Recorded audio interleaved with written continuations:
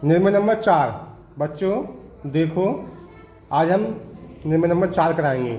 किसी दिए हुए बिंदु से जाने वाली एक दी हुई रेखा के समांतर रेखा खींचना। मतलब एक बिंदु दे रखा है, उस बिंदु से जाने वाली एक रेखा खींचनी है हमें, जो एक दी हुई रेखा के समांतर होगी। तो हमें क्या करना है, इसे कोई एक समांतर रेखा, एक रेखा हमें खींच लेनी है। कोई भी रेखा हम इस तरीके से खींच लेंगे।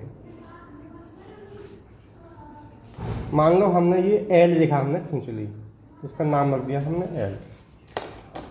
क्या कहता है, किसी दिए हुए बिंदु से, तो यहाँ पे एक बिंदु बना लेते हैं हम, मान लो बिंदु ए बना लेते हैं। बिंदु से जाने वाली एक दी हुई रेखा, दी हुई रेखा कौन सी है, एल रेखा।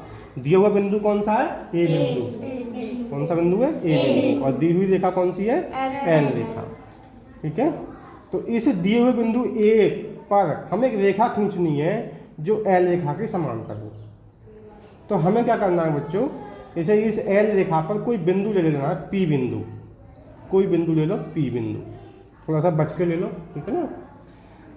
इसके बिल्कुल सीध में ना लेकर थोड़ा सा बच के ले लो।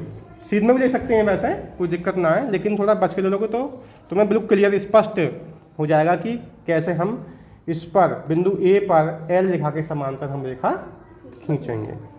समांतर रेखा के बारे में तुम आप जानते ही होंगे, है नहीं। समांतर रेखा क्या होती हैं, ऐसी दो रेखाएं जिनके बीच की दूरी सदैव बराबर बनी रहे। जैसे खाट की जो आमने सामने की पट्टी हैं, ठीक है, वो क्या होती हैं, एक दूसरे के समांतर होती हैं, है नहीं। जो ट्रेन होती है तुम्हारी, रेलगाड़ी होती है, उसकी जो पटरियां होती हैं वो एक दूसरे के समांतर होती हैं, क्योंकि वो पटरी कहीं तक भी चली जाए, एक दूसरे के बीच में उनकी दूरी बराबर बनी रहेगी। ठीक है ना।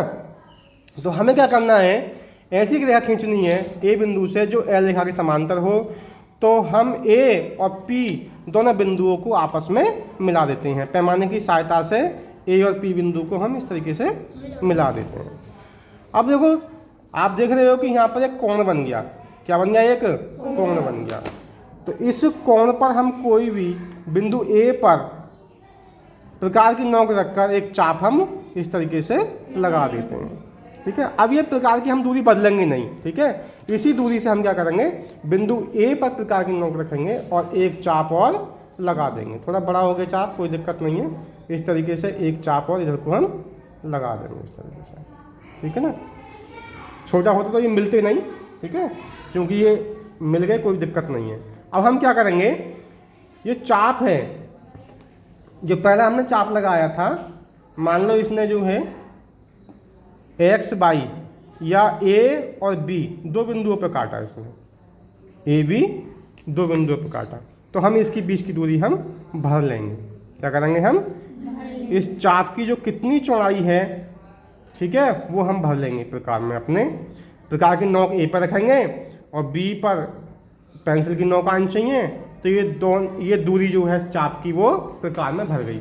इसी दूरी को दूसरे वाले चाप के जो रेखा काट रहेगा, दूसरा वाला चाप, इस पर हम प्रकार की नोक रखेंगे और उसे वही दूरी से बदलेंगे नहीं, एक चाप हम इस तरीके से लगा देंगे। ठीक है, इस चाप से इस जो चाप एक दूसरे को काटेंगे वो बिंदु, कोई बिंदु ले लो, मान लो सी बिंदु है। यहाँ पर भी जो दूसरा बिंदु आएगा वो डी बिंदु मान लो, इसका डी बिंदु है इस चाप का। इस सी बिंदु को और ए बिंदु को मिलाती हुई हम एक रेखा खींच देंगे। ठीक है, इस तरीके से हमने एक रेखा खींच दी। ठीक है, ए बिंदु को इस कटान बिंदु को मिलाती हमने एक रेखा खींच दी इस तरीके से। ठीक है, इस रेखा का चाहो तो नाम रख दो एम रेखा, इसका नाम एल रेखा और इसका नाम एम रेखा। अब ये रेखा चाहे कहीं तक चली जाए, बहुत दूर तक, और ये रेखा भी कहीं तक चली जाए, इन दोनों के बीच की दूरी बराबर बनी रहेगी।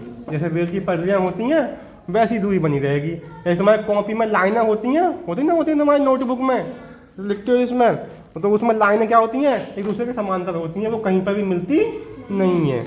तो ये एल रेखा और ये समांतर का चिन्ह है, एल रेखा एम रेखा के समांतर है।